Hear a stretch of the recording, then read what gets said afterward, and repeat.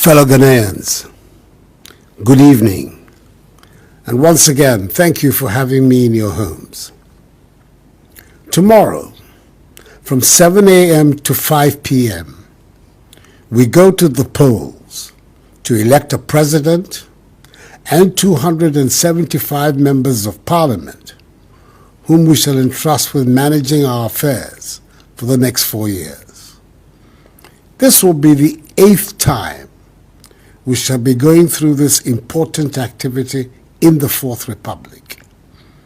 And we can safely say that each one has been an improvement on the previous one.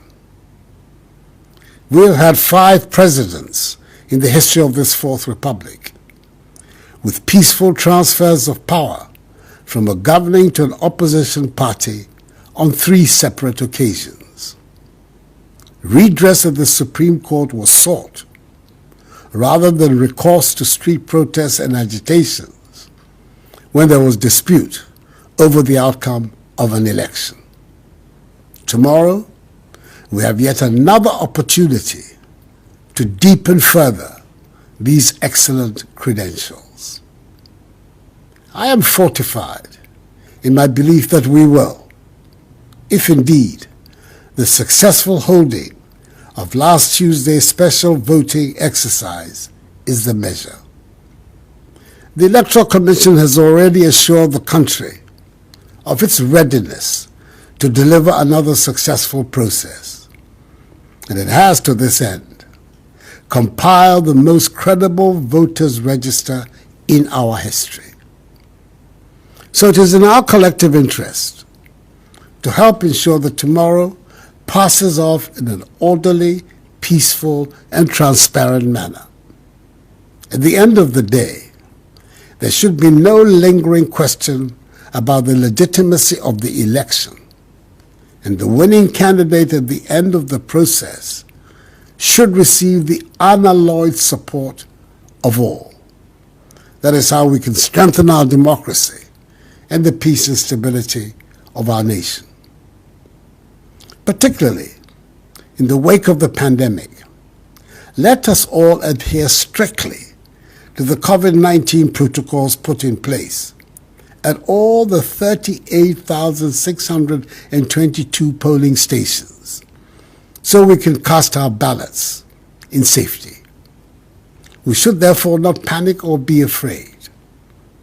Many countries around the world have conducted elections within this period, and I have no doubt that Ghana will join those nations in organizing a successful general election, even in the midst of the virus.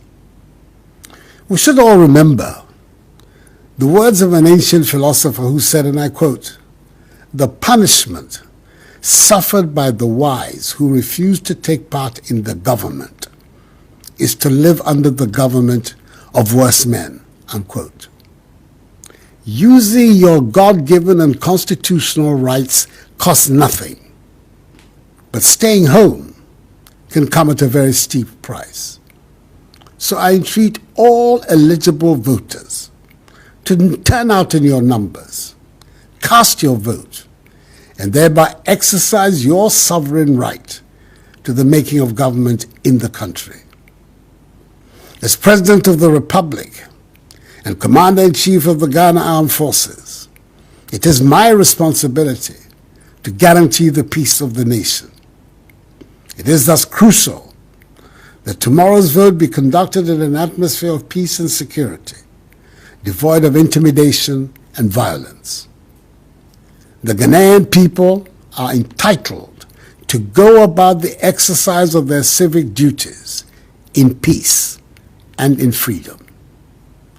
The security services have assured me that they have made adequate preparations to protect the sanctity of the process. They have assured me of their determination to carry out their duties without fear or favor. Improper behavior by any citizen, no matter their political color, will not be tolerated. And I'm encouraged by the assurance by the Inspector General of Police, as well as by the heads of the other security services, that they will be even-handed in their response to issues.